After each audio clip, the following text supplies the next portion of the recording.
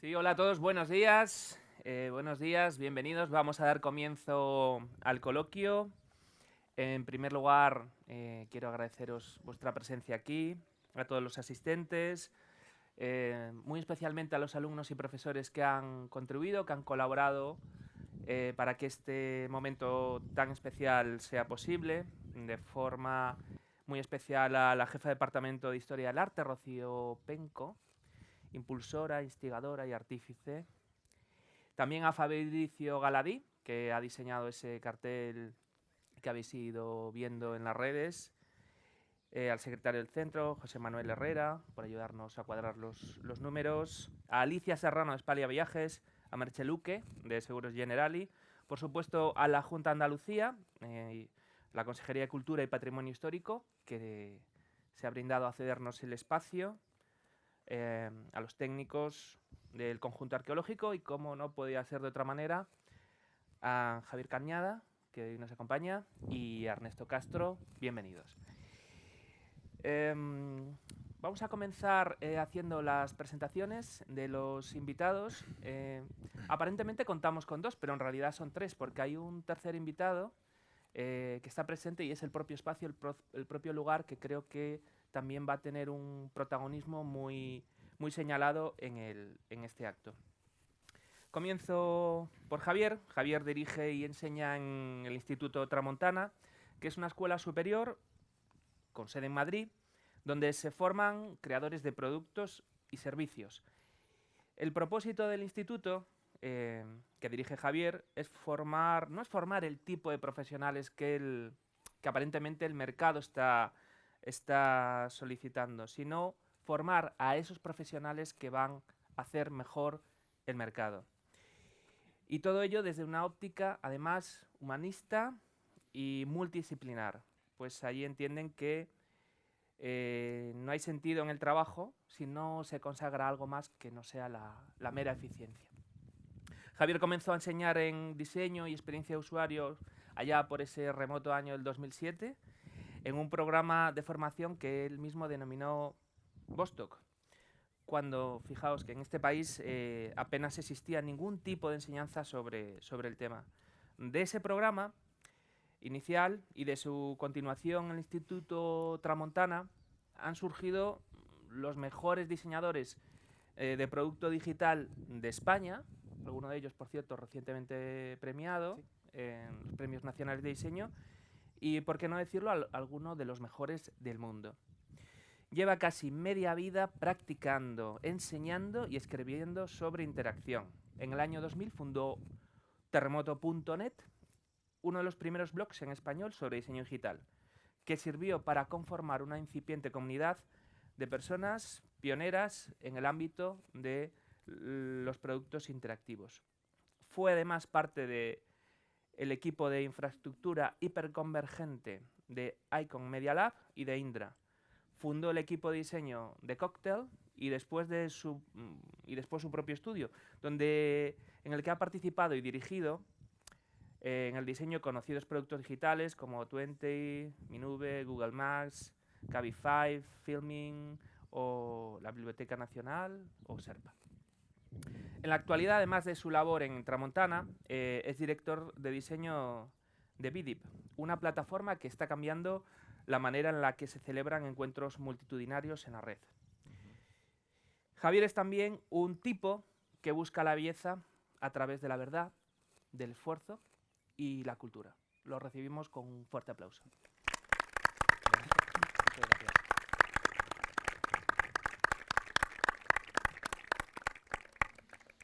Bueno, y a mi izquierda, Ernesto Castro es un escritor y es un pensador español. Actualmente da clases de estética en la Universidad Autónoma de Madrid. Elabora su propio sistema filosófico que ha denominado el naturalismo genérico, que quizá luego nos comente un poco, y publica su trilogía platónica, compuesta por novelas filosóficas como Jantipa o El del morir, La astenia o del saber y Peritrione o de la libertad, ¿no? Perictione de la libertad, Eso efectivamente. es. Muy bien. Que son nombres griegos un poco complicados. Un poco a mí A estas horas me cuesta un tanto.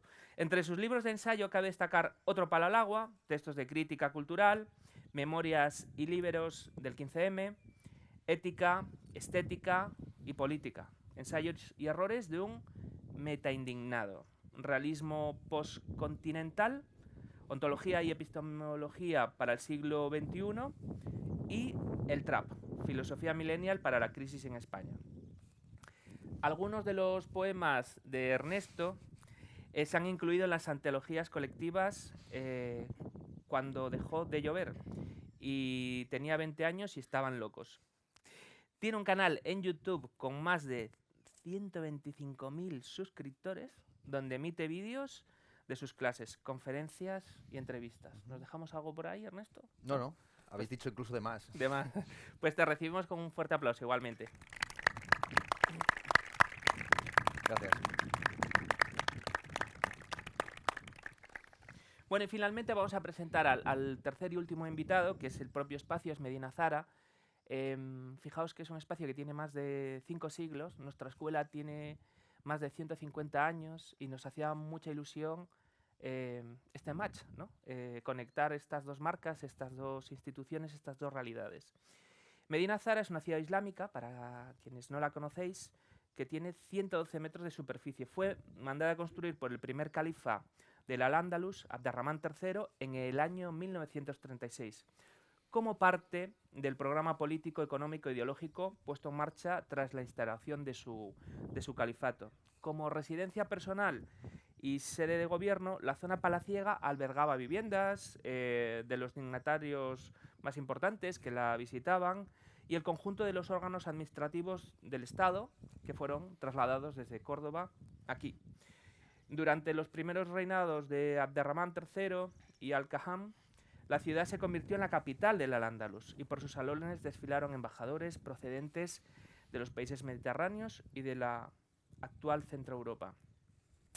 Medina Zara está considerada como una de las cumbres del arte islámico, tanto por su estructura y su disposición urbana, como por la diversidad de sus materiales, soluciones arquitectónicas y extraordinaria riqueza de sus programas decorativos. Y sin más comenzamos. Bueno, sabéis que el propósito de este coloquio, titulado Un diálogo en la ciudad brillante, de la cultura material omeya al producto digital, era reflexionar un poco acerca de la rehumanización, ¿no? La hipótesis que nosotros lanzamos era que en los últimos tiempos el ser humano y los creadores también habían sufrido una cierta rehumanización. Y antes de asumir si eso es cierto, quería preguntaros a ambos si creéis que es así o no, que estamos asistiendo a una cierta rehumanización social y de los creadores. ¿Qué os parece esa hipótesis? Dale. ¿Seguro? Vale, pues gracias, por supuesto, Diego, por la presentación. Gracias a todos por asistir. Pido disculpas si en algún momento tengo que hablaros con los ojos cerrados, pero nos han puesto cara al sol y ahora sé por qué la llaman la ciudad brillante. Yo, que soy de Madrid, pensaba que me iban a dar un bocata de calamares, pero veo que no. Respondiendo a tu pregunta, creo que sería importante convocar a este tercer invitado, a esta ciudad en la que nos encontramos. Si Córdoba fue la ciudad de las tres culturas, la cultura romana, la cultura musulmana, la cultura judía, en el presente existe una propuesta llamada la propuesta de la tercera cultura, la cultura de la convergencia, que consiste en saltarse esa distinción habitual que se impone en la escuela entre las letras y las cifras, entre las ciencias y las humanidades. Es una propuesta lanzada en los años 50 por un intelectual británico llamado Snow, quien se ofendía mucho al ver que una persona que no sabe nada de Shakespeare es calificada de inculto, pero sin embargo alguien que no sabe resolver una ecuación de segundo grado puede ser perfectamente un premio Nobel. Y yo estoy un poco en esa línea de entender la cultura en un sentido amplio, incluyendo no solamente la literatura, las artes, la filosofía, sino, por supuesto, las ciencias. Y me parece que, de hecho, la filosofía tradicional, la filosofía que se practicó en esta ciudad por figuras como Séneca, como Averroes, como Maimónides, tenía ese elemento interdisciplinar, donde pues, Maimónides por la mañana operaba como médico, por la tarde daba consejos como teólogo y por la noche escribía tratados de filosofía. Entonces, ese sería el primer punto a tratar. ¿Qué tipo de humanidad, de qué tipo de humanidad hablamos?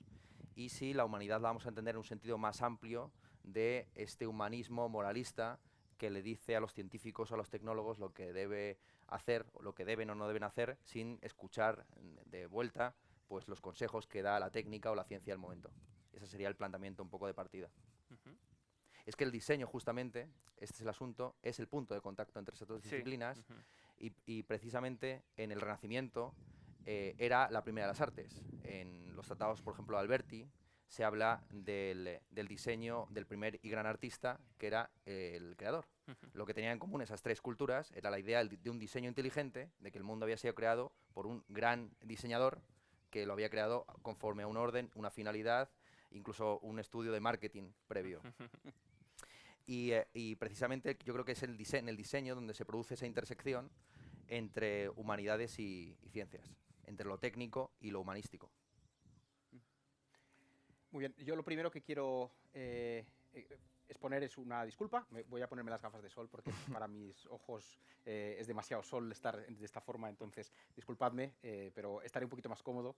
Y lo segundo es un agradecimiento a la escuela, a ti por haber organizado todo este tinglado, y a vosotros que vais a estar una hora y pico sentados en el suelo, que es un esfuerzo considerable. Retomando con lo que estáis diciendo, tocas un tema muy interesante. Siempre he sentido que el diseño, hablando, obviamente llevándolo todo a mi terreno, ha sido una fuerza interesante que conecta mercado con cultura. Y la conecta de una forma muy curiosa, ¿no? El diseño ocurre fijándose mucho en lo que la cultura, en un sentido amplio, está proponiendo, y a la vez es una fuerza de mercado. No hay diseño si no hay gente que pague por cosas. El diseño necesita del mercado. Y a la vez provoca cultura en las proposiciones que hace, ¿no? Aquellas cosas que se diseñan acaban siendo parte de la cultura, la retroalimentan. Entonces hay una retroalimentación muy, muy curiosa ahí. Por lo tanto, a mi modo de ver, diseño... Dicho esto, contestando a tu pregunta, se están humanizando las disciplinas proyectuales, las disciplinas de creación y demás. Pues a mí me ocurre a menudo que observo cómo en el ámbito del diseño hay una separación muy dura, perniciosa, a mi modo de ver, entre quienes hacen diseño que tienen que ver más con contar cosas, más vinculado a diseño gráfico, incluso diseño de moda, diría, ¿no? Diseño que proyecta siempre, ¿no? El que proyecta algo, el que cuenta un mensaje, y el diseño que tiene que ver más con el ámbito digital, que es el mío. Hace un momentito estábamos mencionando Inditex, ¿no? Y os decía, tengo gente muy cercana, gente que enseña en la escuela, que ha estado vinculada a proyectos de Inditex, de Zara.com y demás, y cuando te explican y te cuentan cómo se decide lo que la aplicación de Zara, que pues muchos de vosotros tendréis en el bolsillo, hace, qué presenta antes, qué presenta después, cómo están organizadas las secciones, todo eso que también es diseño, porque es forma, ¿no? Todo eso está decidido casi, no diría que por un algoritmo, pero decidido por datos, no está decidido por lo que la cultura o las ciencias sociales o el humanismo de tipo que sea diga. Si nos fijamos, por ejemplo, ¿cuántos de vosotros lleváis un watch de Apple o un smartwatch o algo por el estilo? ¿Podéis levantar la mano? Ah, mira, poquitos. Pensaba que más. Bueno, quien lleva un reloj de estos se dará cuenta de que el reloj está Cuesta una constantemente... pasta, también te digo eso. Os daréis cuenta de que el reloj está constantemente tomando mediciones de lo que hacemos, de nuestro pulso, de nuestro movimiento, de si estás levantado o estás sentado, de si has hecho lo que la agenda de tu calendario te dice que tienes que hacer, etc. Y en el caso, al menos el del watch de Apple, te está diciendo lo que tienes que hacer. Entonces te está diciendo, oye, que llegas tarde a tu reunión, que te muevas, que llevas demasiado tiempo sentado, que te levantes, que tienes que hacer no sé qué, despierta ya que... Entonces, el uso de datos está cambiando la forma en que diseñamos. Está provocando, incluso diría, nuevos comportamientos. El uso de datos se convierte en productos que se convierten en dictados de lo que tenemos que hacer, ¿no? Y yo ahí sí siento que, bueno, usamos los datos para unas cosas o los usamos para otras, ¿no? Y en función de cómo orientemos eso, estaremos rehumanizando o estaremos deshumanizando. Entonces no hay, a mi modo de ver, no hay una respuesta clara. Hay un depende de cómo usemos todo eso, ¿no? Pero son momentos interesantes, desde luego. Y ese sometimiento a los datos, ¿no? Como como el dictado de la dirección que debemos tomar, puede resultar un poco restrictivo, alineante. Hay quien dice que una investigación, por ejemplo, el resultado de una investigación, los datos son una fotografía de algo que ha pasado, pero a veces no es capaz de aflorar lo que va a pasar, ¿no? O lo que tiene que pasar, no es algo que anticipe, es como una mirada por el espejo retrovisor y no capta siempre insights que son un poco más profundos, ¿no? Que resultan más latentes. Este sometimiento al Big Data, ¿creéis que es algo que ha tenido un efecto negativo en nuestras vidas y también en la propia creación, ¿no? Antes te referías, ¿no? Que Sí. las decisiones que se toman en términos de diseño y comunicación están sostenidas sobre el dato. ¿Tú qué opinas, Claro, Ernesto? el problema es que no se explicitan los valores que hay por detrás de los hechos.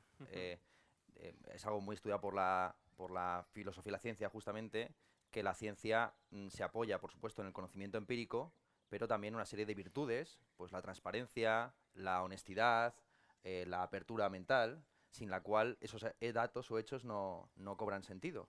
Y en cualquier momento, incluso cuando ofrecemos un dato, lo estamos cargando valorativamente porque pensamos que esas palabras que pronunciamos son más importantes que el silencio que ocupan. Entonces, en todo momento hay una carga valorativa por detrás de los datos que se deciden seleccionar. Y precisamente, cuanta mayor es la abundancia de agua, más importante es el trabajo de separar el agua potable de la no bebible. Es sabido, siempre se dice que el bien más urgente y necesitado en una inundación es el agua potable. Y nos encontramos en una situación donde en Internet hay una abundancia, casi una inundación de datos, y lo que falta es el criterio para discriminar entre la información y el conocimiento. Al final el conocimiento solamente es información estructurada, pero esa estructuración viene dada por una serie de criterios, por una serie de valores. Y conectando con una cosa que ha dicho de la distinción entre el diseño narrativo y el diseño interactivo, esto también se expresa muy bien en un campo que a mí me interesa muchísimo, como puro viciado que soy, que son los videojuegos. Es una de las primeras industrias del mundo en el que vivimos. Porque a la hora de abordar los videojuegos hay básicamente dos escuelas. La escuela narratológica, que considera que los videojuegos son o se justifican porque construyen relatos, y es la escuela, digamos, que está en busca de el Orson Welles de los videojuegos, el Ciudadano Kane de los videojuegos, frente a aquella que considera que al fin y al cabo los videojuegos son interacción, ludología, que son juegos, ante todo, ¿no? Y yo creo que el punto es, en todo, hay un justo medio en esos dos enfoques, porque en el fondo el diseño digital está muy emparentado, digo yo, con el diseño de videojuegos. No sé tú qué. La gamificación, al fin y al cabo, de la experiencia en red. Sí, te diría que va muy por delante del resto del diseño digital, en realidad, ¿no? Obviamente, los objetivos que persigue el diseño aplicado al videojuego son muy diferentes de los objetivos que persigue el diseño digital cuando tienes que hacer aplicaciones de banca o cosas así, ¿no? Se miden por métricas diferentes.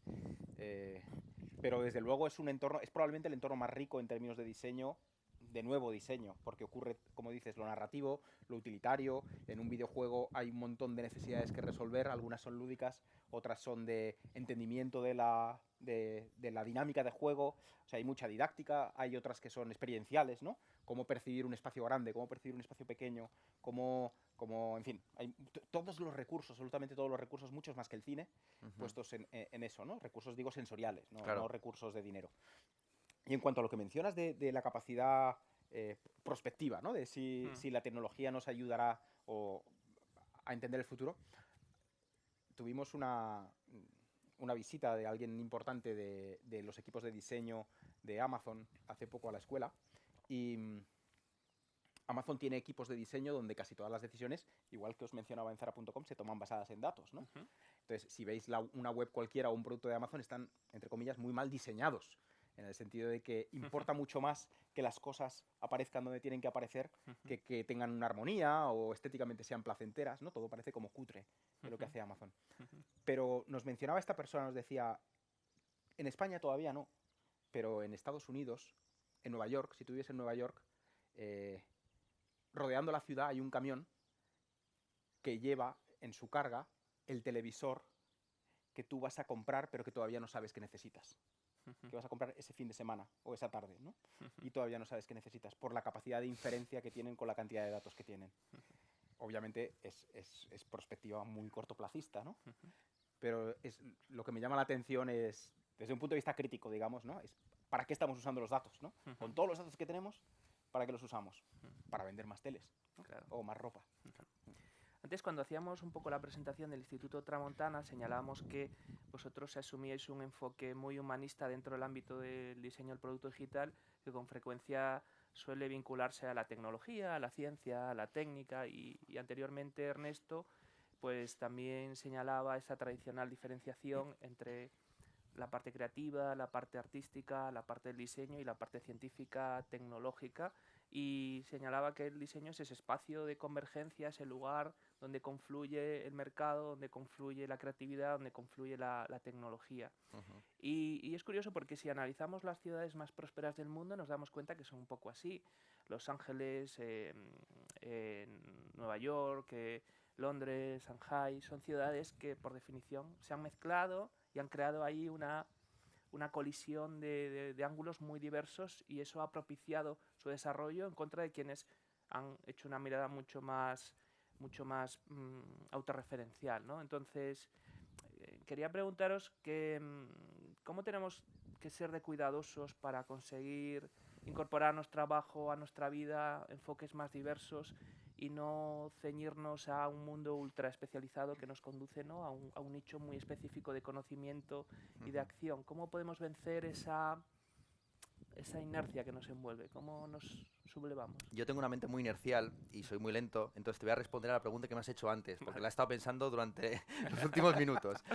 Entonces, justamente a raíz de lo que habéis estado diciendo, hay una disputa en el siglo XVI-XVII español entre dominicos y franciscanos, con intervención también de los jesuitas, sobre la cuestión del libre arbitrio y su relación con la providencia divina. Si Dios sabe lo que va a pasar, si Dios sabe que tú te vas a comprar esa televisión antes que tú lo decidas, ¿qué libertad tienes tú, ¿no? Si Amazon tiene un conocimiento de tus actos del futuro, ¿cómo puede ser eso compatible con tu libertad? La posición de los dominicos es que Dios predestina tus actos, pero no tu conciencia. Entonces tú puedes estar pensando lo que te dé la gana, pero Dios lo que sabe es que va a suceder por un motivo o por otro. Tú eres libre de hacerlo por feminista, por ecologista, porque quieres ver el partido de Champions, porque quieres poner la sexta a los debates de política, por lo que sea. Pero sabe que vas a comprar esa televisión tal día.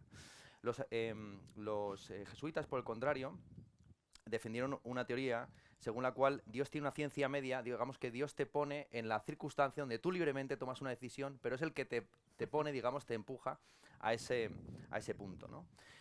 Yo creo que hay una concepción equivocada, corregidme si me equivoco, del diseño como la ciencia divina moderna, ¿no?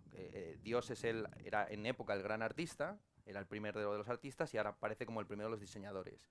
Y parece como que el diseño está asociado principalmente en ingeniería social. Es decir, partiendo de una serie de ideas platónicas o de proyectos de transformación del mundo, lo bajamos a transformar la realidad. Sin embargo, tú, por ejemplo, has celebrado la ciudad de Los Ángeles o las ciudades estadounidenses como ciudades de lo híbrido, de lo no planificado, del bricolaje. En la antropología está esa diferenciación entre la ingeniería, que consiste en partir de una idea y aplicarla a unos materiales, y el bricolaje, que es en el fondo lo que tenemos aquí. Claro. Porque la arqueología, ojalá tuviéramos aquí los templos de Abderramán III enteros, pero lo que tenemos son un montón de materiales. Tenemos la materia previa a la forma, tenemos una serie de rocas que podemos, por medio de un bricolaje más o menos invasivo, estructurar, pero nos tenemos que conformar con lo que hay.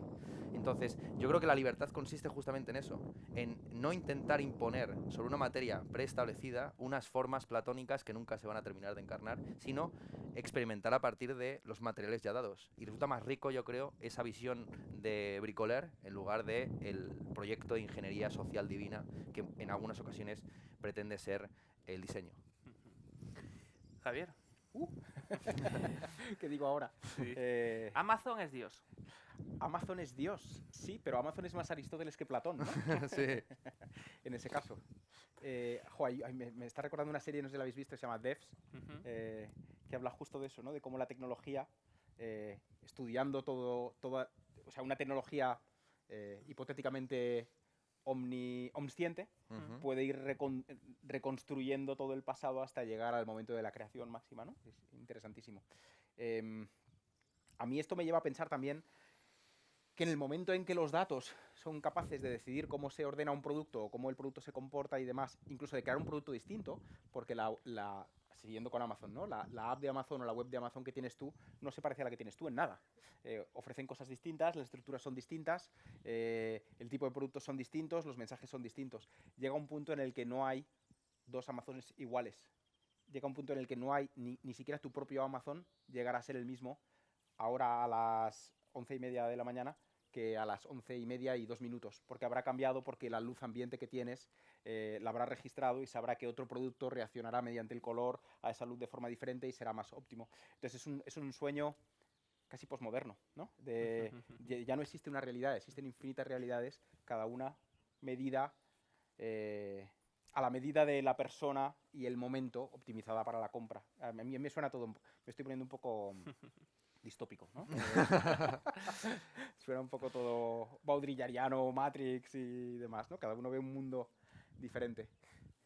¿Y por qué creéis que tenemos tanto miedo a la creación, si podríamos denominarla pura, ¿no? En esta época del retweet, del recuperar, del configurar tableros de Pinterest con imágenes de inspiración que otros originaron, ¿no?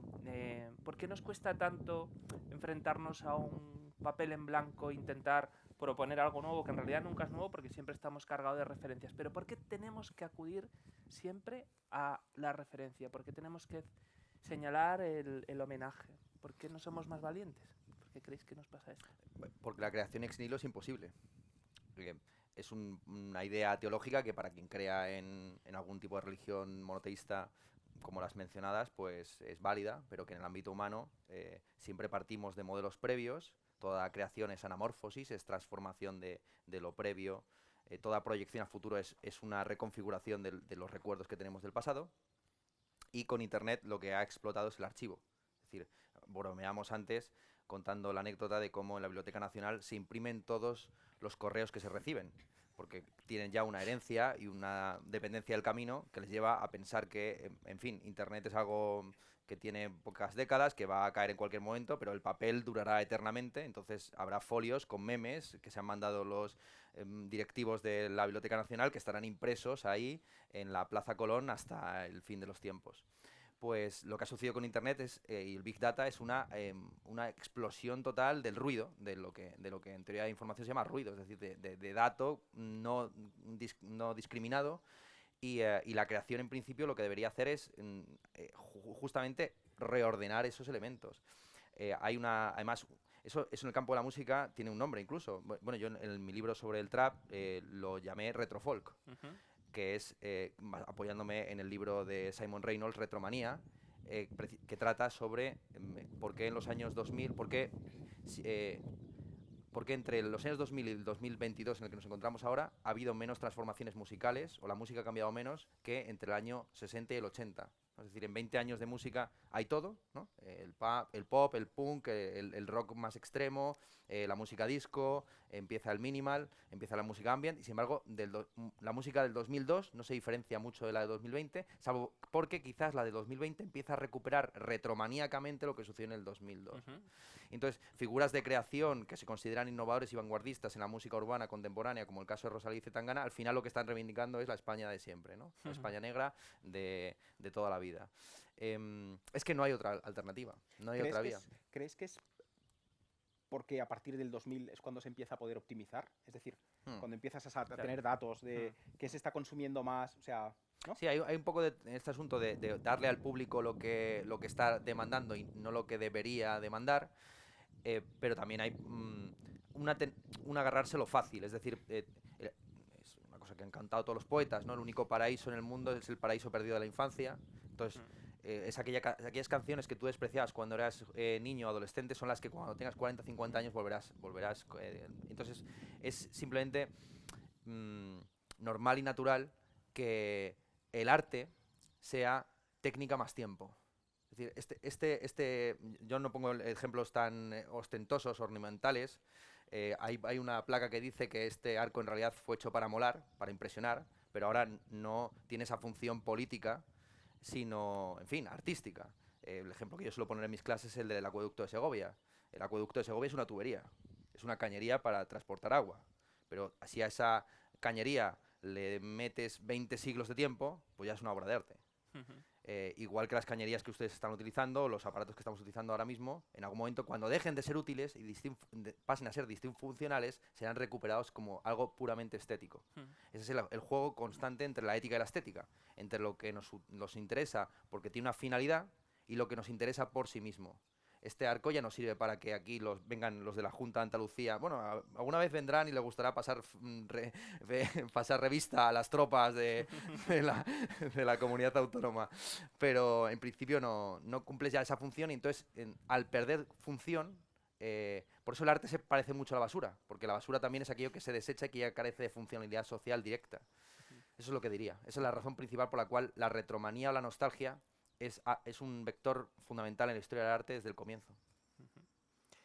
¿Qué opinión tienes sobre esto? ¿Por qué estamos tan empeñados en recuperar? No lo sé, no tengo una opinión clara. Y creo que suscribo casi todo lo que habéis mencionado. Sí me preocupa que alguien haga la reflexión de decir, bueno, si lo útil, ¿no? Si lo funcional se va a volver arte, entonces Te tengo que interrumpir porque nos van a bombardear con un avión de la Primera Guerra Mundial. O sea, es espectacular, o sea, ya ha llegado hasta la aviación, ¿no? Hasta la aviación ha llegado a esta nostalgia retromaníaca. Totalmente, sí, aparece en todo. Me viene estupendo, pero no tenía una opinión. Bueno, no pasa nada. Todo el mundo está mirando el avión ahora. Bueno, y esa recuperación casi siempre es una recuperación formal, ¿no? Estilística. Pero hablemos un poco de metodologías. ¿Qué creéis que se ha quedado en el camino de la historia que quizás sería prudente recuperar? Que haría más rica... Voy a intentar quitarme esto mientras me quito el jersey. Vale. No sé si funcionará o no. Pero seguid. Que haría más rica la creación. Que haría más rica los productos que uno genera y que aporta a la sociedad. Por ejemplo, pensemos en un artesano del siglo XV, que al final vivía en un lugar muy concreto y desarrollaba productos para una comunidad concreta que conocía perfectamente, no tenía que leer los datos porque siempre el mero contacto con la realidad le suministraba mucha información de campo, ¿no? Veía cómo era el funcionamiento real de aquello que había generado, las relaciones que se establecían a partir de ello. Y hoy me imagino a un diseñador de producto digital en Madrid creando una aplicación que se va a consumir en Sao Paulo y en, pues eso, no sé, en Tokio. ¿Esto cómo nos afecta? ¿O qué podemos recuperar metodológicamente? Ojo, qué complicado. Yo creo que tocas un tema complicadísimo que yo veo como un dilema que van descubriendo las personas que estudian diseño, que es la duda entre si lo que están haciendo es una profesión o un oficio, ¿no? Ese artesano que tú mencionas era un oficial, él ejercía un oficio, aprendía por repetición, ¿no? Aprendía como aprendiz, repetía lo que hacían sus maestros o sus oficiales, su validez estaba en saber hacer la copia lo más cercana posible al ejemplo anterior y en la capacidad de usar herramientas. Su formación era el uso de las herramientas y la capacidad de repetición. Y su entorno de trabajo era el taller. Las profesiones se diferencian. Bueno, la diferencia no es...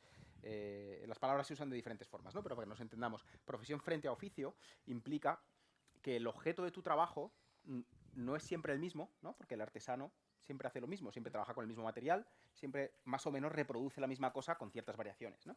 Pero el profesional se encuentra cada vez problemas nuevos y está en un constante estudiar lo que está haciendo porque el objeto de su trabajo es cambiante. Bueno, el propósito es el mismo, pero los materiales, la necesidad puede ir variando con el tiempo. Entonces, el profesional necesita de la biblioteca, no solo del taller, ¿no? Incluso yo no diría que ni el taller, quizá el laboratorio, hablando figuradamente, ¿no? Entonces, la actitud frente al diseño, desde un punto de vista de oficio, se centra mucho más en qué herramientas aprendo a usar y cómo copio los trabajos de otros y cómo repito lo que se ha hecho en el pasado. La actitud desde la profesión implica pensar cuáles van a ser las necesidades, los retos futuros y estar constantemente reciclándote, constantemente estudiando, constantemente ensanchando el campo de conocimiento. Más como una médico menos como, con todo el respeto, ¿no? Pero como un fontanero, como un maestro de obra o algo así, ¿no? Entonces, esa actitud, y lo digo frente a personas que están estudiando diseño, esa actitud determina mucho, al final, cómo de relevante vas a ser, o sea, quién va a requerir de tus servicios y cómo de trascendentes van a ser tus servicios de lo que estás haciendo, como de útiles, como de cambiante, o sea, como de agente de cambio van a ser, etcétera. Y sí noto, sobre todo en el ámbito digital, que hay mucha inclinación hacia lo técnico, hacia entender muy bien las herramientas, y las herramientas en realidad de hoy en día no tienen nada que ver con las de hace 5 años ni con las de 10, van a estar cambiando siempre. Las necesidades son muy básicas, pero la industria cambia constantemente y el ámbito de actuación del diseño se ensancha brutalmente. No tiene nada que ver.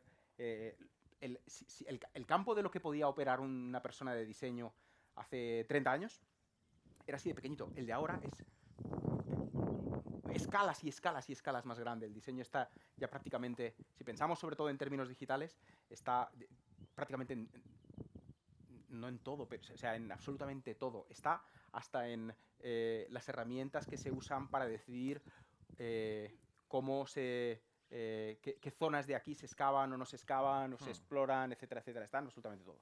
Entonces, una actitud más desde la profesión creo que genera diseñadores y diseñadoras mucho más importantes, por decirlo así, ¿no? Pues yo, por ir a la contra, voy a defender la ignorancia y el analfabetismo y la falta de tradición y de historia. Justo antes, mientras nos iban grabando para luego declaraciones en el Ola y exclusivas que saldrán mañana o pasado en las revistas así satinadas, en los periódicos, pues comentábamos que es curioso que aquellas escuelas de diseño o de incluso bellas artes que tienen menos tradición, precisamente tienen la ventaja del último que llega y puede saltarse los pasos previos y no tiene el peso del camino ya trazado, del surco ya hollado. Y igual que en la India pudieron pasar pues casi en algunos pueblos del telégrafo a el 5G. Y, y en paralelo a esto me ha surgido también el recuerdo de ese libro maravilloso de Richard Sennett, el artesano, Qué bueno. donde justamente reivindica al fontanero o al gremio, a aquellos talleres donde el conocimiento práctico, el know-how, se transmitía oralmente y había creatividad en cada uno de los saltos, porque es más, es una creatividad que no se podía demostrar que no fuera tradicional. Como saben ustedes, cuando murió uno de los dictadores de Corea del Norte, se hicieron las horas completas y dividiendo el número de páginas que había escrito este tipo por el número de días que vivió, pues se calculaba que debió escribir unos 50 folios cada día. Esto era porque, evidentemente, pues la gente escribía tratados y se los atribuían. Pues algo parecido sucedía en época con el fundador del gremio, con Pitágoras, con Confucio. Entonces muchos de estas figuras están hinchadas por discípulos que, traicionando al maestro, dijeron, no, si esto se hace así de toda la vida. Los pueblos más innovadores son los pueblos que carecen de memoria y que por lo tanto no pueden constatar que había una norma, un patrón al que atenerse o al que regirse. Cuando surge la escritura, surge la historia y por lo tanto también surge el fundamentalismo de aquel que quiere remontarse a la Edad de Oro, a la época en la que la ciudad brillaba. Entonces, ya digo, casi es mejor ser analfabeto que ser semiletrado. Los semiletrados es peor. Cuidado con... Dice, Unamuno decía que cuanto menos lees, más daño te hace lo que lees. Porque cuidado del hombre de un solo libro. Pues lo mismo, cuidado del hombre de una sola historia, o de una sola escuela, o de un solo gremio, o de un solo taller, porque ese será el más fanático, justamente, porque no conoce lo distinto. Entonces, la posibilidad que tenemos ahora mismo es que diversas tradiciones, diversas costumbres se hibriden, y los que están teniendo más éxito son los que saben conectar lo local con lo globalizado, lo site-specific con aquello que tiene pretensiones de ser vendido internacionalmente. Me vuelvo a remontar al campo musical, que es el que mejor conozco. Pues es gente que al fin y al cabo está tomando elementos kitsch, incluso folclóricos, y porque si vas a cantar en inglés siempre habrá alguien que sepa cantar mejor en inglés que alguien que ha aprendido en una escuela de estudios aquí en Córdoba, ¿no? Mientras que al fin y al cabo la raíz o la tierra en la que naces es en parte inevitablemente un sello que vas a tener allá donde vayas. Pero ¿tú crees que la gente que está cantando esas cosas del pasado, de su de su cultura pasada lo hace sin estudio? ¿O lo No, hace, no, por supuesto, o sea, claro, ya en un requiere determinado una momento arqueología necesitas el estudio, interesante, ¿no? claro, sí, sí, no, el estudio siempre lo necesitas, claro. Claro. A mí me ha ocurrido ver, por poner aquí experiencias personales, ¿no? El mundo del diseño de interacción y del diseño digital siempre ha tenido, bueno, siempre, es muy joven, ¿no? Pero siempre ha tenido esta cosa de que como se está moviendo mucho dinero en este sector y estamos haciendo cosas muy importantes, entre comillas, solo leemos o solo nos fijamos en los discursos nuevos que aparecen, ¿no?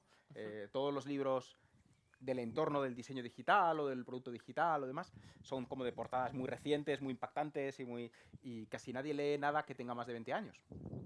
Em, pero eso provoca una cierta orfandad. O sea, hay un momento en el que muchas personas que diseñan dicen, bueno, mi profesión es nueva, mi profesión. Y el momento en que ayudas a esa gente a conectar con filosofía pues de hace 50, 60, 100, 200, 400 años, o con obra plástica de hace 200, 300 años, empezamos a desarrollar una conciencia de legado, es decir, de legado, de herencia y de sentirnos, esa orfandad se convierte en sentirte pues bisnieto o tataranieto de una estirpe, ¿no? Y dices, bueno, pues yo no dejo de ser el tataranieto ignorante de quien diseñó estos arcos, o de quien construyó ese acueducto, o de quien pintó algunos de los cuadros que están en el Prado, o quien ideó el trazado de las ciudades de Nueva Planta de América, ¿no? Y cuando sientes eso y te sientes parte de una estirpe, empiezas a creerte mucho más en serio lo que estás haciendo y a entender la trascendencia de cada pequeña decisión que tomas en cada píxel o cada botón o cada curva. Empiezas a buscarle los porqués a las cosas mucho más, ¿no? Entonces, estoy muy de acuerdo en que cierta ignorancia facilita el descubrimiento, la experimentación, cierta inocencia en eso, ¿no? Al mismo tiempo creo que el legado te ayuda a dotar de trascendencia aquello que estás haciendo, ¿no? Porque no tienes solo que complacer a los que tienes delante, sino también a los que tienes detrás. Por responsabilidad, ¿no? Claro. Un cierto sentido de responsabilidad. Ahora que hablas de lecturas, ¿no?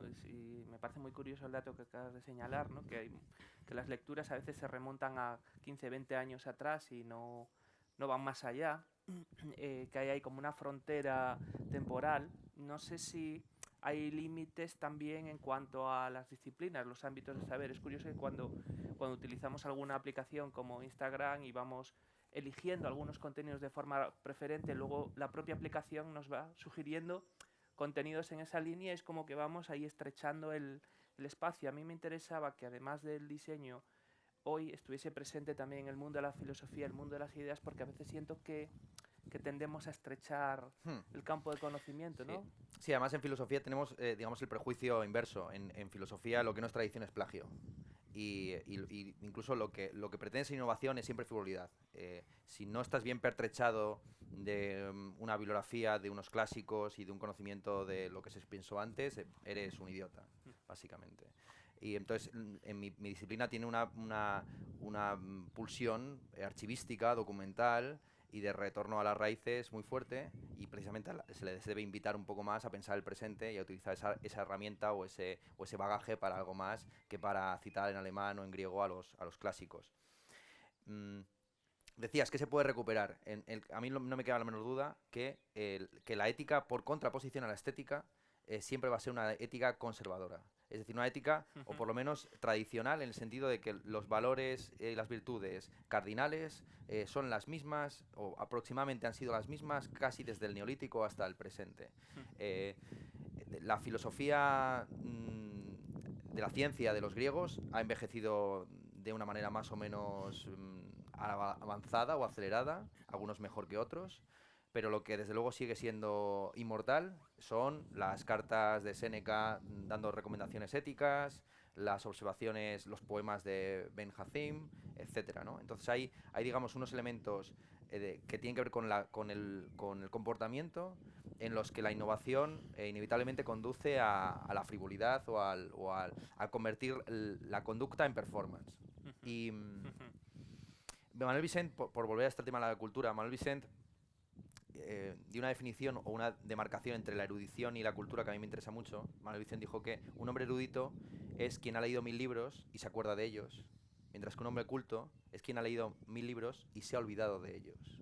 Y ya no sabría decirte en qué página o en qué autor dijo qué, pero ha llegado a asumir hasta tal punto las frases, el conocimiento de los hombres del pasado, que ya es como si fueran suyos.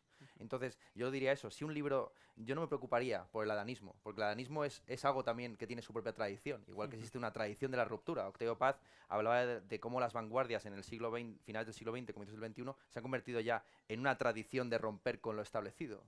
Entonces ya hay una tradición de eso, de ser provocador, reivindicativo, etcétera, y a veces sucede que por puro equilibrio homoestático o por puro ley pendular, pues hay un regreso a las raíces como nueva forma de provocación. Hablando un poco del reverso de la ética, un poco de la estética y el estilo, y llevando el discurso a un plano quizá un poco más elemental, recuerdo una ocasión en una clase cuando estamos explicando que un diseñador en realidad no tendría que tener un estilo, ¿no? Que el estilo sería el que fuese la consecuencia del producto, del problema, y que el que diese lugar al problema. Y entonces el alumno me dijo, claro, Diego, pero es que cuando yo suba luego mis proyectos a Instagram y la gente vea el timeline de publicaciones, va a ver que son diversos y que no hay un estilo homogéneo. Entonces, ¿qué papel creéis que juega el estilo hoy, si tenemos que tener más un estilo de trabajo, como decía en una conferencia Granada Barrera, que un estilo formal, que sea representativo de nosotros, del momento en el que vivimos o del lugar? ¿Qué opinas de eso, Javier? Pues mi sensación es que el estilo está muy condicionado por la herramienta que usas, ¿no? O sea, no somos conscientes a menudo de las herramientas, del software, de las aplicaciones que usamos, cuánto condicionan lo que vamos a acabar haciendo o no haciendo. Si nos fijamos en los estilitos predominantes de diseño en cada momento, al final se crea un estilo, se desarrollan herramientas para copiar ese estilo para que sea más fácil hacerlo, y obviamente hay ciclos, pero el hecho de que diseñemos pues una aplicación con unos botones, con unos layouts, con unas transiciones de una manera, es porque las herramientas nos lo permiten y no vamos a poder hacer aquello que las herramientas que usamos no nos permitan. Entonces el estilo está siempre mucho más acotado de lo que nos creemos. Eso por un lado. Por otro lado, es verdad que en el ámbito del diseño siempre hay una especie de prurito, ¿no? O incluso de miedo a caer en lo estilístico o en lo artístico, como no. Lo que yo hago es diseño, no es arte, ¿no? O no estoy yo en esto, si no sería un artista, no un diseñador. Y ese debate a mí se me hace pues necesario, es decir, al final pues te vas formando y vas haciéndote preguntas a ti mismo, y esa pelea la tienes dentro de ti y es bueno que la tengas. Mi sensación es que al final, cuando a ti te plantean un problema a resolver y te plantean las limitaciones que tiene el problema, pues se va a resolver de esta manera, con esta tecnología, en este tiempo, con este presupuesto y con estas herramientas. Otra de las limitaciones son tus capacidades, ¿no? O tú eres una herramienta más del proceso, con lo que tú sabes de tu pasado, con lo que tú has vivido, con lo que tú inconscientemente aplicarás a tu manera de resolver, con tus influencias estéticas, y siendo una herramienta más. Si las herramientas influyen en crear ese estilo, tú eres una herramienta más, por lo tanto va a llevar algún sello tuyo y no pasa nada, ¿no? Si ese sello, obviamente, cuanto menos estético sea, mejor, ¿no? Estoy pensando ahora mismo, todos situáis a Ray y Charles Sims, ¿no? Los diseñadores de mediados del siglo pasado, que fueron capaces de hacer documentales, edificios, muebles y lo que se les puso por delante, exposiciones, y es muy difícil saber que algo era de los Sims, porque ellos eran muy polifacéticos. Su estilo estaba en su manera de aproximar la necesidad o el problema o el reto, como queramos llamarlo, ¿no? No tanto en el resultado final. Entonces es complicado ese dilema, ¿no? Pero uno tiene que llegar a sus propias soluciones. Todos tenemos estilo, igual que todos tenemos acento. Y esa es la visión clásica también en estética, es que el estilo está más determinado por las incapacidades o limitaciones que por las potencias. Pero que los grandes creadores convierten sus flaquezas en virtudes y sus debilidades en puntos de apoyo. Y que los autores más reconocidos o más celebrados por su estilismo son autores que cambian muchísimo de libro a otro. Y yo te podría decir dos referentes en ese sentido, Flaubert y James Joyce. Flaubert no es... Bueno, tampoco en sí les interesa mucho la literatura, pero en James Joyce, por ejemplo, que es mucho más reconocible, pues tenemos Los cuentos dublineses están escritos con un estilo realista. El retrato del artista adolescente es un típico libro modernista donde cada capítulo se adecua al tono vital. Entonces, cuando es un niño, piensa y escribe como si fuera un niño. Cuando es un adolescente, tiene las típicas grandilocuencias de la adolescencia. El Ulises es un libro que tiene 18 capítulos, cada uno escritos con un estilo distinto dependiendo del tema, y el Finnegan's Wake es un libro que pretende inventar un idioma, ¿no? Entonces, James Joyce, que es un autor que tiene tan solo esos 4 libros, bueno, más una obra de teatro y unos poemas por ahí, es precisamente un autor con estilo porque adecuó, como estoy diciendo, adecuó la forma al contenido. Y eso también en el mundo de las artes, no solamente del diseño, es al final lo esencial, que vayan de la mano y que... pero ya, bueno, para poner un ejemplo un poco más cotidiano, personal, porque claro, estamos hablando quizás muy en abstracto, en mi caso, se celebra que yo tenga 130.000 suscriptores. Lo que no se dice es que no tengo tantos visionados por vídeo, afortunadamente, porque si no, en algunos casos me hubieran llevado por denuncias a la comisaría de policía por algunas cosas que digo o hago en alguno de esos vídeos. Claro, mucha gente está suscrita a mi canal porque yo he hablado desde Rosalía a Platón, pasando por todo lo que está entre medias, desde Ramán III incluido. Y entonces... habrá gente que diga Ernesto Castro no tiene estilo porque en algunos vídeos, en los vídeos de 2016 aparece con las uñas pintadas y con el pelo largo, y ahora viene con chaqueta y camisa. Pero yo creo que también ahí se termina revelando de alguna forma un cierto estilo, por lo menos una cierta personalidad, una cierta identidad que consiste pues en la curiosidad, en la experimentación, en el cambio, en el no intentar convertir en poltrona o en lugar, digamos, anquilosado en el que repetirme pues los temas sobre los que trabajo. Entonces todo el mundo tiene un estilo, aunque sea simplemente el estilo de parecerse a, digamos, de meterse en lo popular, ¿no? La aspiración clásica de los poetas era que sus poemas fueran cantados como si fueran de todos, ¿no? Como que no tuvieran autor. Y la gran poesía es aquella poesía que conecta con lo popular, con ese rasgo individual o idéntico o propio que inevitablemente va a tener siempre. Antes citabais a los Ames, a esa pareja de diseñadores, y tiene una frase que dice así, dice, ¿quién ha dicho que el placer no es útil, ¿no? También hablabas de que en Inditex hoy se toman decisiones de una forma muy vertiginosa, y yo no sé si esta forma de trabajar, de crear, propia de la contemporaneidad, de la modernidad, sitúa el placer en un plano marginal. ¿Cómo de importante es que uno sienta placer en lo que hace y cómo eso se traduce luego en el resultado, ¿no? No sé si, volviendo un poco a la idea de los artesanos, supongo que era un trabajo placentero, ¿no? Que tenía otros tiempos, tenía otro modo. ¿Te refieres al placer del acto de crear o te refieres al placer en la experimentación del producto creado? Del acto de crear, del creador, ¿no? Como ese creador, pues hoy a lo mejor está muy industrializado también, está en estructuras de producción muy, muy amplias, con muchas exigencias, muy demandado por los objetivos. Entonces, cómo importante es que ese placer exista en el trabajo para que luego, de alguna manera, tome forma en el resultado. Ya. Joder, es complicado, ¿eh? Yo creo que quiero entender que cuando los Sims plantearon esa frase, que es en una entrevista que le hacen a Charles Sims, ¿no? Y le hablan de necesidades y dice esta cosa, ¿no? De que quien dice que el placer no es... Se refiere a que como diseñadores y diseñadoras, pues a lo mejor tenemos que diseñar una aplicación de, pues yo qué sé, para la Red Nacional de Trasplantes, y es como, oh, esto tiene que ser súper eficiente, súper rápido, súper útil, no sé qué, pero también puedes querer diseñar un juguete, ¿no? Y que en un juguete el reto es tan importante, o en un videojuego, como decíais antes, ¿no? Es tan importante como esa aplicación que ayuda a la gente que coge un órgano a llevarlo de forma eficiente al otro lado. En cuanto al placer en el ejercicio del diseño, pues como en cualquier otra disciplina, el peligro está en que la deshumanización, como decías antes, ¿no? La deshumanización de los ámbitos de donde ejercemos el diseño nos lleve a que nuestro rol como personas sea cada vez menor. Es decir, cuanto más diseña el algoritmo, menos pinto yo. Y cuanto menos pinto yo, pues bueno, pues al final lo que me toca es enchufar 2 cables, por simplificarlo de alguna manera, ¿no?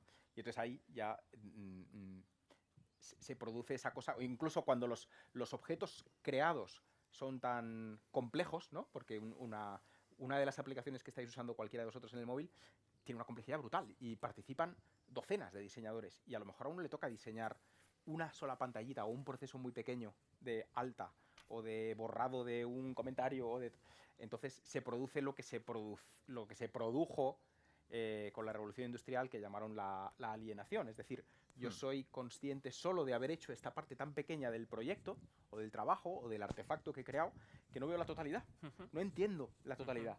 Y al no entenderla, como estoy solo a mi cosa, no siento el placer de la creación, de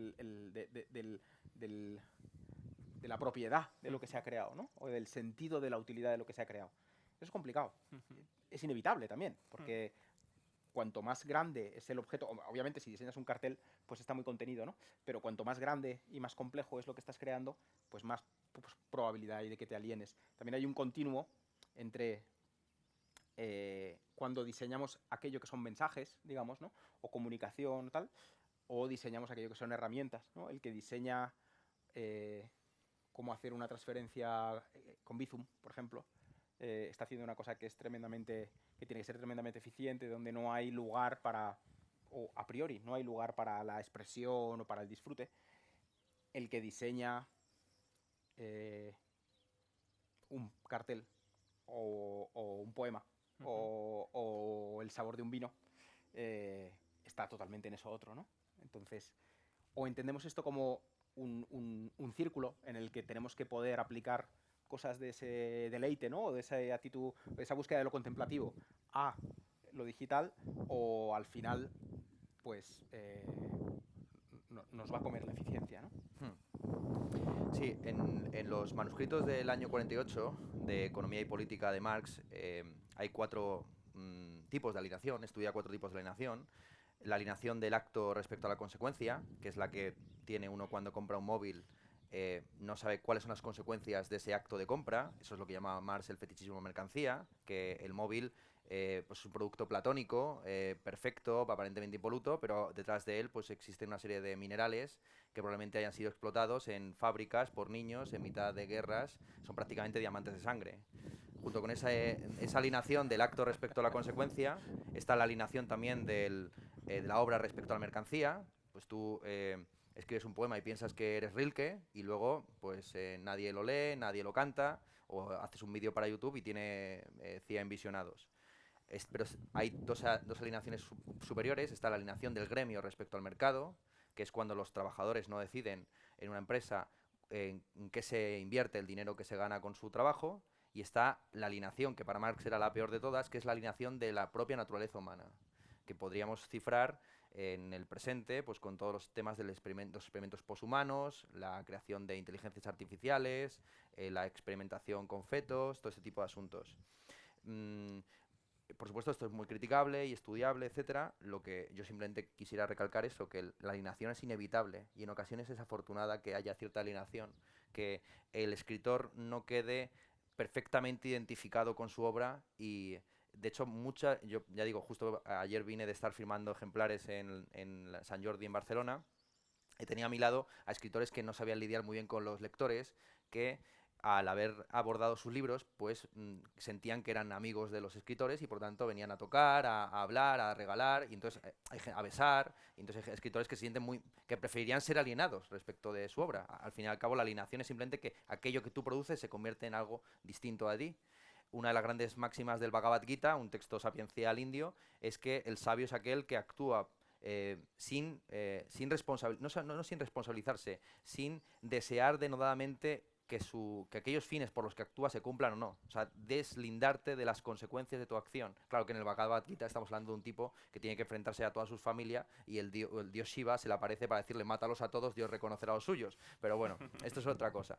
Lo que señalaría es eso, que la alienación de las consecuencias de nuestros actos respecto a nosotros mismos es algo que forma parte de la estructura del mundo, que consiste en coexistir con otros que tienen otros propósitos, otros proyectos que están entremezclados con los nuestros y que hacen que nuestras voluntades no puedan ser cumplidas plenamente.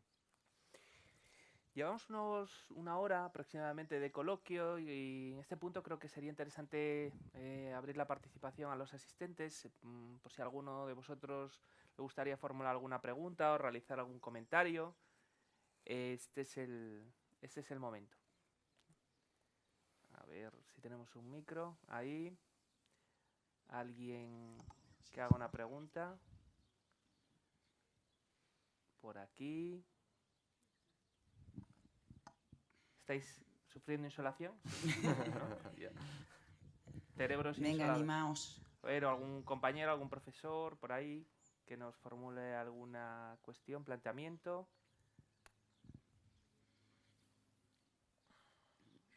Le damos una botella de agua. Al que pregunte, le damos una botella de agua. ¿Cuántos de vosotros y vosotras habéis participado? Uy, qué más curioso. Hablo como un robot ahora.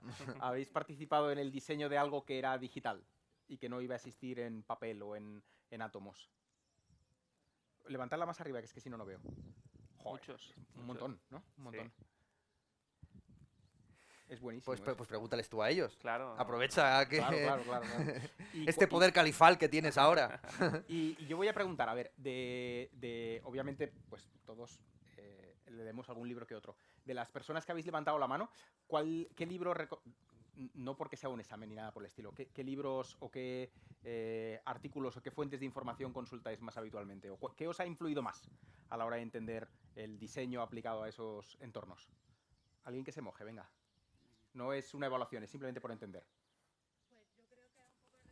Espera, Espérate que te van a poner el micrófono. ¿qué pasa? Ahí va a venir la calificación. Sí. Que creo que un poco en relación a lo que has dicho antes. Yo, por ejemplo, sí que es verdad que antes de cuando voy a diseñar algo, sí que es verdad investigo mucho antes, sobre todo de los procesos del pasado. Entonces sí que es verdad que ahí en ese caso sí estoy de acuerdo contigo, porque creo que la base fundamental, el pilar fundamental de hecho de cualquier tipo de diseño, creo que tiene que ser la base antigua de los procesos antiguos que se hacían. Si no, no podemos... Creo que no se puede diseñar a día de hoy si no conocemos lo que se hacía antes. Creo que... ¿Y algún libro o alguna lectura que recuerdes así como que te haya impactado? Que no tiene por qué ser de diseño, puede ser de algún otro ámbito, ¿no? Así como tal, yo no soy, a lo mejor quizás no, yo leo libros, pero quizás no leo tanto, leo más artículos. Vale. Entonces quizás pues en medio de esa investigación quizás que hago previa para hacer cualquier tipo de diseño, sí que es verdad cualquier tipo de artículo que me haya surgido en ese proceso de investigación. Pero como tal no te podría decir algo, decir, pues mira, Ya. tenéis que ir a leer este artículo, Claro, como tal. claro. ¿Estáis de acuerdo los demás en que uno de los pasos principales debe ser entender los procesos anteriores antes de diseñar lo nuevo? Yo creo que Ernesto no. ¿Alguien está firmemente en contra o a favor? ¿Qué te van a decir, hombre? Hay que posicionarse. Aquí hay Paloma. alguien que está en contra. Muy bien. Que yo creo que a veces también nos condiciona y nos marca un camino, y también puede ser interesante ir un poco a ciegas y probar, también luego realizar esa búsqueda, pero a veces intentar ir tanteando. Yo también quisiera preguntaros, si alguno de vosotros, es que no sé ni cómo formular la pregunta, ha trabajado en algo relacionado con ebooks, en fin, con lectura digital o con algo de este tipo? ¿Nada? ¿Nadie? O con cuestiones tipográficas, a lo mejor. Claro. ¿No? Que al final es una derivada de eso. ¿Sí? Por ahí ¿Alguien detrás hay una... ¿Ahí? ¿Tú has trabajado Sí. temas tipográficos? Pues pásale el micrófono. Vale, es que... porque hay un libro muy bueno que lo recomendaría si os interesa el asunto de la tipografía, que se llama Imprenta Moderna, de Andrés Trapiello. Trapiello ha trabajado mucho como tipógrafo y en ese libro hace un repaso de la tipografía en España y en general del diseño de libros. Y es espectacular ver cómo las editoriales que consideramos elegantes o con estilo del presente, con pretextos, acantilado, las que ha dirigido el propio Trapiello, copian tal cual los modelos de la República. Hay una revista que se publicaba durante la Guerra Civil que se llama La Hora de España, donde estaban todos, Bergamín, María Zambrano, Juan Ramón Jiménez, y ese mismo modelo es exactamente el mismo modelo que está en pretextos o en las editoriales que se consideran elegantes en España, que es una diferencia, por cierto, entre la industria editorial española y la industria de otros países, especialmente la anglosajona. Si ustedes entran en una librería en Dublín, en Londres o en Nueva York, los libros sesudos, filosóficos, tienen las mismas portadas de colorines que los libros bestsellers. No hay diferencia ninguna. En una editorial española entras y sabes que cuanto menos colores tiene, menos arabescos hay, más elegante o fina se considera la editorial. Entonces, y algo que se ha visto refutado en los últimos años es ese pronóstico de que en la industria editorial el libro en papel sería sustituido por el ebook. Se lo puedo decir como autor de 6 libros. En el último año yo habré vendido ebooks 300. Tampoco he vendido muchos libros en papel, también te lo digo, pero a lo mejor los libros en papel son 10 veces o 15 veces más que los libros vendidos en ebook. ¿Por qué? Porque precisamente en un contexto de ultradigitalización, la gente se aferra al libro nostálgicamente, de nuevo retromaníacamente, como un objeto fetiche para ser, sí, luego fotografiado en Instagram, etcétera, pero como algo, digamos, físico. Y hay un gusto por el papel y por un retorno casi infantil a ese contacto con el papel, con el libro en físico. Y todo lo que se estaba proyectando en los años 90, en fin, el net art, la mezcla entre lo visual y lo escrito, eso se ha ido a la verga. Todos los ebooks que se venden mismamente por Kindle son básicamente galeradas pasadas a un iPad o a un lector de libros digitales. Cuéntanos tú qué has hecho exactamente. Bueno, yo no soy... A ver, soy escritora. Ajá. No diseño nada, pero Vale. bueno, sí he tocado la parte del ebook porque tengo un libro publicado. Entonces, es verdad que hay esa nostalgia, ¿no?, por los libros en papel, pero en el momento en el que estamos viviendo, que es como la era digital, pues se vende mucho más el libro electrónico. Es verdad que ahí se pierde también un poco lo que es el diseño, porque aunque cada ebook tiene un diseño, un montaje, una preparación, por ejemplo, hay libros que, mismamente de fantasía, tienen muchas ilustraciones que pierden toda su gracia o toda su calidad en lo digital. Entonces, bueno, no sé, por una parte es bueno y por otra parte a mí, por ejemplo, no me gusta personalmente. Claro. Pues es un análisis buenísimo. O sea, tú lo achacas más la preferencia por el libro tradicional por algo emocional. Yo creo que ella da en la clave. Sí, algo no, muy también. importante, y Sí. está muy mal optimizado, ¿no? Claro. Es un producto todavía muy... Pero- Tú lo estabas pasando mal antes revisando tus notas Sí. porque se está reflejando todo esto en Claro. un trozo de cristal. Mientras que ¿no? esto sigue, Esto gana. como saben, la Biblioteca Nacional, donde imprimen todos los correos que reciben, esto sigue siendo eterno. Claro, fíjate, esto que fue construido para durar, desapareció. Sin embargo, los libros de los cronistas que pasaban por aquí se siguen pudiendo comprar y leer. Es lo maravilloso de que algo que se puede quemar y que civilizaciones enteras han empeñado en quemar una y otra vez, sobrevive mejor porque se reproduce mejor. Al final, tú decías, el diseño conecta a la cultura con el mercado, que es básicamente conectar aquello que se pretende ser exclusivo, único y repetible con aquello que, precisamente porque se repite ad infinitum, va a perdurar. ¿Qué es lo que nos queda de la antigüedad? Las ánforas. ¿Por qué? Porque era un modelo, un diseño muy repetible y muy fácilmente exportable. Sí. Y Yo luego- quería decir... perdona. No, dale. Yo quería decir que creo que el hecho de que a día de hoy se siga manteniendo que las ventas sean más altas en el papel físico, creo que es por las sensaciones que aporta, porque pienso que lo digital sí es perdurable y demás, pero esa sensación de tocar el papel, olor a químicos, las portadas, el tipo de diseño que pueda tener, ese tacto que da, yo creo que eso al final la gente, entienda o no, lo valora. Y al final es algo que creo que se hace también nuestro, ¿no? Esa sensación que te ha dado al comprar ese libro, ese recuerdo de ir a comprarlo, con quien iba, no sé, creo que... Claro, totalmente. Hay una metodología en diseño que empezaron a aplicar los japoneses hace mucho tiempo, que se llama Ingeniería Kansei, que lo que hace es medir, parametrizar y medir las emociones y las reacciones emocionales o sensoriales ante el uso de cosas, ¿no? Un producto te provoca una serie de sensaciones, emociones, lo que sea. Si somos capaces de medirlas, somos capaces de optimizarlas. Y mediante Ingeniería Kansei se diseñó el descapotable más vendido de la historia, que es el Mazda Miata, ¿no? El MX-5 creo que es, porque es un coche que, no siendo muy caro, no siendo muy potente, es muy divertido de conducir.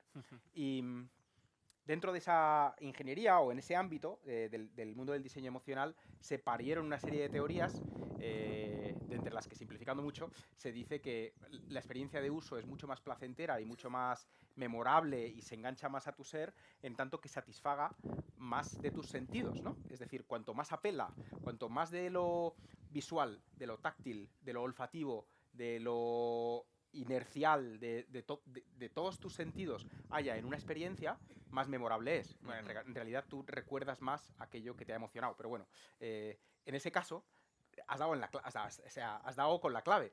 De hecho, Sí. totalmente, totalmente. Yo creo que si todos hacemos un recuerdo de cuál ha sido una de las experiencias, de las vivencias que más fuerte recordamos, probablemente tenga mucho de visual, de cómo sentimos la piel en aquel momento. O sea, se graban nuestras sensaciones en el recuerdo junto con lo que ocurrió realmente. No es un registro meramente narrativo, es más allá, ¿no? Un viaje en moto sin casco, todos recordamos alguno, porque todo nuestro cuerpo estaba sintiendo en ese momento, ¿no? Y de hecho, en las motos eléctricas ya no, pero en las motos de combustión hasta el olor de la gasolina, ¿no? O incluso me invitaron a una charla el año pasado, hace 2 años, en la que iba a estar, era una charla en la entrega de los premios Princesa de Girona, y un ratito antes de la charla, yo iba a hablar precisamente de diseño emocional, ¿no? Y un ratito antes de la charla alguien me preguntó, va a venir Su Majestad la Reina con una de las infantas, queremos saber si va a haber algún contenido no apto para menores, en lo que va usted a contar, ¿no? Y yo dije que por supuesto Lo que habrán visto estas, ¿no? Lo que habrán visto, ¿sabes? Entonces se me ocurre contar que la experiencia más memorable en términos sensoriales es el sexo. Porque si es bueno, tiene olor, tiene sabor, tiene tacto, en fin, apela a todos los sentidos. Entonces veo las miradas de una serie de personas de protocolo de la Casa Real atravesándome en ese momento, ¿no? Pero pensadlo así, o sea, si hacéis un recuerdo de todos, de las mejores vivencias, no de las mejores, pueden ser las peores, ¿no? Hay vivencias muy malas, de Las miedo, de memorables, angustia, de casi ahogarse en una piscina, en las que recuerdas como el sabor del cloro y se te queda lo sensorial. Entonces, el libro en papel es muy bueno por eso.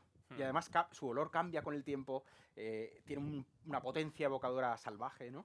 Y en digital es un desastre. Pero también el libro es un empobrecimiento de la conversación oral. Y eso ya lo veían los clásicos. Platón mismamente decía que nadie sería tan tonto como para poner sus ideas por escrito, teniendo en cuenta que Platón es prácticamente uno de los pocos autores que nos queda prácticamente todo lo que escribió. Porque pensaba que el verdadero conocimiento se produce en el intercambio oral, porque precisamente ves a la otra persona, puedes entender si está hablando irónicamente, en serio, puedes interrumpirle, puedes volverle a preguntar, mientras que en un libro, en fin, nosotros los profesores lo que hacemos es copiar los clásicos, de nuevo. Todo está escrito y si uno quiere aprender, ahí está la Biblioteca Nacional con sus memes impresos para leer cuando se produzca el apagón digital. Pero sin embargo sigue perdurando un formato tan clásico como este, que somos de 3 sentados y un montón aquí a nuestros pies, escuchando por algún motivo, digo yo. Aunque podrían perfectamente leer las cosas que hemos escrito o lo que se ha producido acerca de nuestro trabajo, pero por algún motivo se sigue recurriendo a ese formato todavía más optimizado, que es el de la experiencia cara a cara. Pero aquí había una pregunta, ¿habéis cogido el micrófono para decir algo?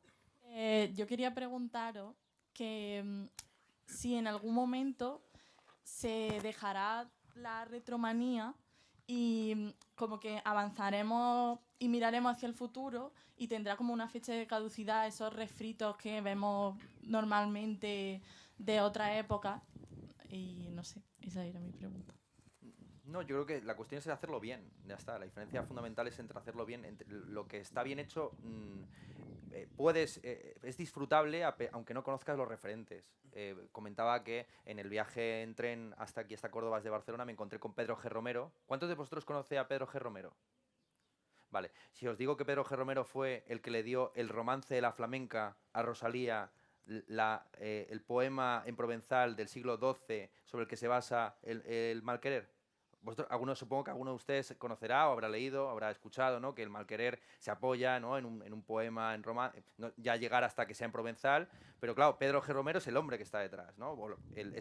La figura que le da a lo nuevo, pero el malquerer es disfrutable, aunque no conozcas ni a Pedro G. Romero ni a ni este romance del siglo XII, ¿no?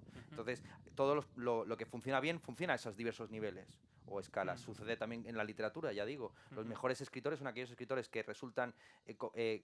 casi que estudiamos historia para entenderlos, pero que por sí mismos podríamos leerlos sin necesidad de contexto histórico. Al fin y al cabo, yo soy de los que piensa que si tiene sentido estudiar la historia de España del siglo XIX es para entender mejor los episodios nacionales.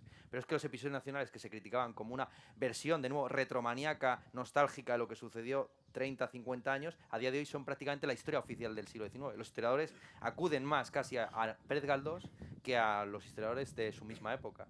Entonces, bueno, un creador inevitablemente pertenece a su época, lo quiera o no. No hay que empeñarse en ser moderno o ser joven porque es algo que no se preocupen, que se cura muy rápido. El tiempo cura ser joven y ser moderno.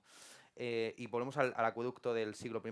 ¿Podemos a día de hoy, con la tecnología que tenemos, construir acueductos tanto más persistentes que el de Segovia? Sí, pero lo que no podemos es construir un acueducto del siglo I antes de Cristo o después de Cristo, ¿no? Y lo mismo sucede con esto. Podemos levantar solamente palacios más grandes y la Junta de Andalucía ha levantado arcos de triunfo para molar mucho mejores que este, pero no puede hacerlo, no podemos volver para atrás en el tiempo. El arte es una forma de regresar para atrás en el tiempo. Entonces es inevitable que se produzcan esos fenómenos de retromanía. Es que es natural, es que la épica clásica es la épica de un señor que quiere volver a casa y le van pasando cosas y al final llega a casa y hay un montón ahí de pretendientes en torno a su mujer, ¿vale? Entonces eso es lo que pasa siempre. Que si vas a Sevilla pierdes tu silla. Bueno, ¿alguna pregunta más para concluir, para cerrar? Si alguien la tiene, esta es la ocasión. Vemos ahí a un caballero al fondo. Ya, vamos a dar un aplauso porque ha traído las sillas y tiene unas semillas de fiebre, Juan Carlos. Ay, gracias. Y está en una silla, ¿no? El mismo. Está en una silla. Quien reparte se lleva la mejor parte. Ya que las traigo, me quedo una. Quería preguntarle a Ernesto. Él ha dicho durante la charla que todos tenemos estilo al igual que todos tenemos acento. Y ahora, hace un rato, al hablar de la editorial Acantilado, la has calificado como una editorial con estilo. No sé si sabrías decir algún factor genérico que implique que algo o alguien se califique como una persona o una editorial, en este caso, con estilo. ¿Cuál es ese factor diferencial, si es que lo hay, genérico? Sí, es entender de manera errónea el estilo. Entender que el estilo siempre es un estilo elegante o superior, pero al final el estilo simplemente es una desviación respecto a la norma que se convierte en patrón y en virtud o en costumbre, ¿no? Entonces, hay algunas desviaciones respecto a la norma que se consideran degradantes y otras que se consideran mejoras. Y sucede también con los acentos, ¿no? Hay gente que pensará que el acento catalán es mejor que el acento andaluz y ya no vamos a entrar en este tipo de consideraciones. El asunto es que todos tenemos acento, ¿vale? Y inevitablemente la sociedad o el conjunto de las personas que están en un gremio va a privilegiar determinados acentos sobre otros. La igualdad absoluta tampoco es posible, porque siempre hay preferencias o arraigos o raíces o identidades que inevitablemente van a estar ahí, ¿no? Gustos, tendencias, que no tienen por qué convertirse en norma, pero que si se generalizan lo suficiente se volverán la nueva regla contra la cual rebelarse, levantarse, innovar, crear.